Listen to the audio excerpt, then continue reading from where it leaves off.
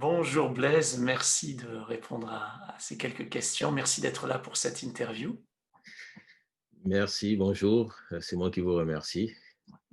Donc Blaise Ezoua, tu fais partie de l'équipe de Impact Centre Chrétien depuis de nombreuses années. Est-ce que tu peux te présenter un petit peu, s'il te plaît? Donc, comme on a dit, hein, moi, c'est Blaise Ezoa Bell. Je suis de l'équipe ICC depuis, on va dire, 2002. Oui, 2002. J'ai grandi avec ICC, j'ai appris, voilà, on a évolué, on a avancé dans toute la partie technologique, on va dire, d'ICC. J'ai commencé au niveau de la sono. On a installé les premières caméras, les premiers vidéoprojecteurs pour essayer de rendre un peu plus agréable l'atmosphère du culte dans la projection de tout ce qui était chant et tout cela. Et au fur et à mesure de notre évolution, nous avons aussi évolué dans la mise en place de tous les outils technologiques permettant de diffuser le culte sur Internet et permettre à un plus grand nombre de personnes non seulement d'être connectées à ICC, mais aussi d'entendre la parole et d'être transformées dans leur vie, quoi. Très bien. Et donc, c'est quoi aujourd'hui ta fonction, ton titre? Donc, au sein d'ICC, je suis assistant pasteur responsable de tout le volet technologique. Donc, je supervise un peu la partie informatique, système et réseau, mais aussi audiovisuel. Voilà, pour Ouais, le on moment. comprend bien que le but, c'est pas de donner un titre, mais que les gens qui vont t'entendre, là, ils comprennent exactement ce que tu fais. En fait, tu es responsable OK, de tout ce qui est technologie, tout à fait, nouvelles technologies. C'est toi qui as découvert aussi, enfin, incité le pasteur à mettre ses plans sur YouVersion. tout à fait. Et puis, comme vous avez de nombreux campus, je sais pas combien, 90 églises peut-être ou plus On maintenant, approche les 90 là. voilà, c'est ça. Eh Oui, bien, il y a aussi beaucoup de technologie, en fait, finalement, avec tous tout ces à fait. campus. Donc, tu es responsable de tout cela. Donc, pour ceux qui te découvrent maintenant, donc, ils peuvent comprendre que ce que tu vas nous expliquer, en fait, tu comprends de quoi tu parles. Donc, il y a plusieurs mois en arrière, en fait, bien avant le confinement, on a eu une réunion de stratégie digitale Tout à à fait. Impact Centre Chrétien. Je suis sûr que tu t'en souviens bien. Très, Et on très bien. n'avait pas du tout idée que le confinement allait arriver, que tout ce bouleversement allait être là pour les églises. Et on a réfléchi en fait à différents outils, à une stratégie online. Déjà, tu te souviens de cette réunion et qu'est-ce qui t'a marqué dedans? Comment dirais-je? On en trouve, on voyait véritablement ce que l'Église euh, allait devenir ou devrait devenir. C'est vrai qu'on avait mis en place les outils technologiques, mais peut-être que notre vision n'était pas aussi euh, marquée.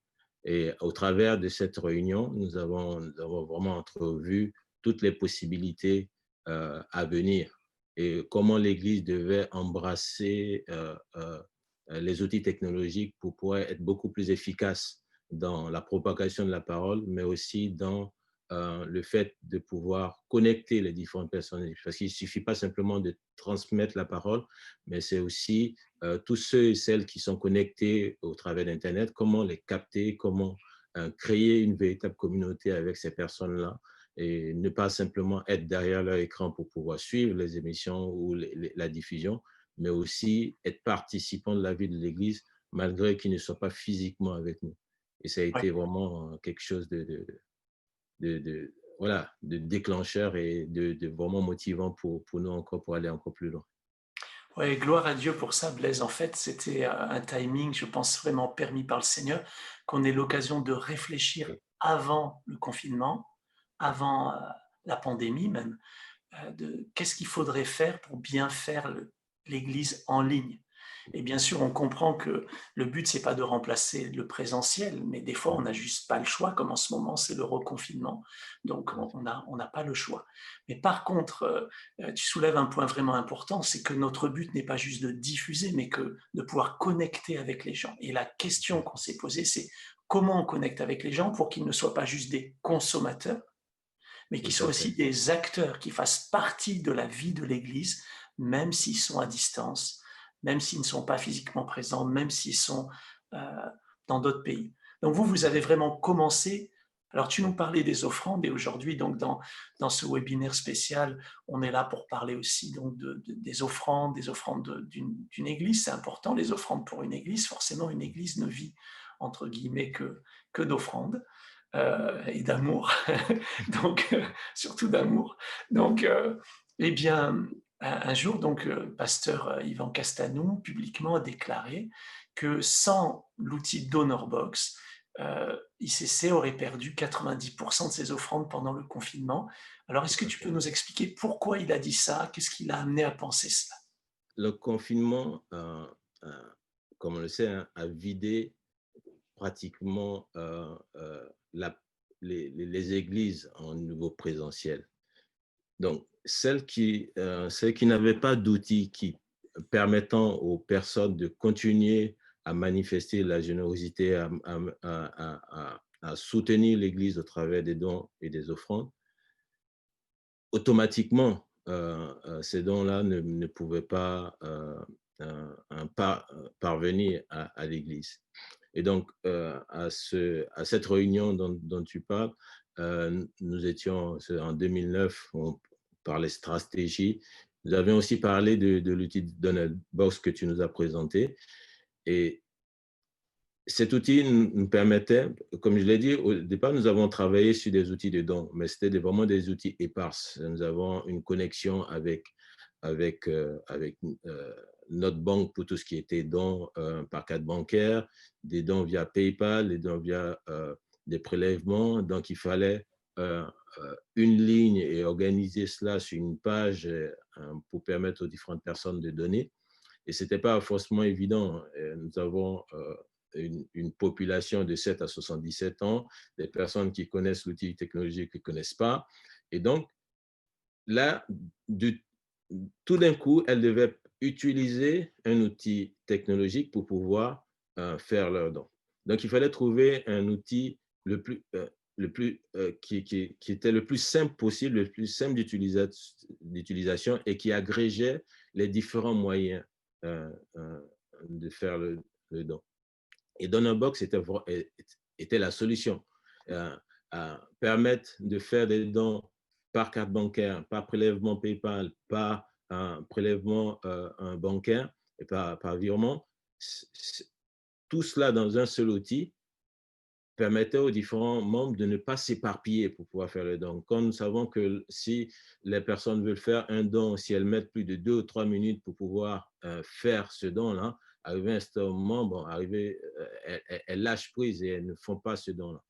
Et donc, DonorBox nous a permis vraiment, avec l'outil WhatsApp, lorsque le pasteur Yvon faisait l'appel aux dons, les personnes n'avaient qu'à saisir le mot offrande, par exemple, via un numéro WhatsApp, et automatiquement, un message leur était envoyé avec le lien DonorBox. Il suffisait juste de cliquer, on tombait sur l'interface DonorBox, on pouvait mettre le montant de son offrande et en moins d'une minute, on pouvait faire son don.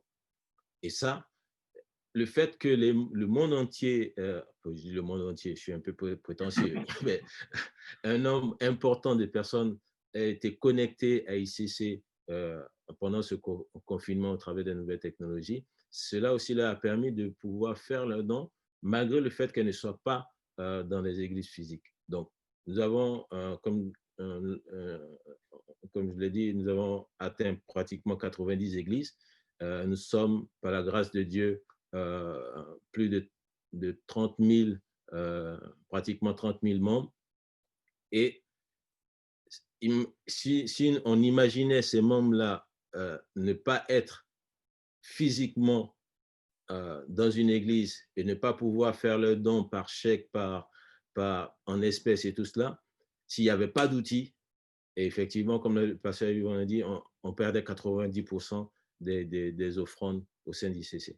Et donc, DonorBox a été vraiment là la solution pour nous permettre de pouvoir maintenir ce niveau de générosité au sein d'ICC et sa simplicité d'utilisation et les différents moyens connectés au travers de cet outil ont permis à des personnes dans le monde entier de continuer à faire leurs dons malgré qu'elles ne soient pas physiquement dans un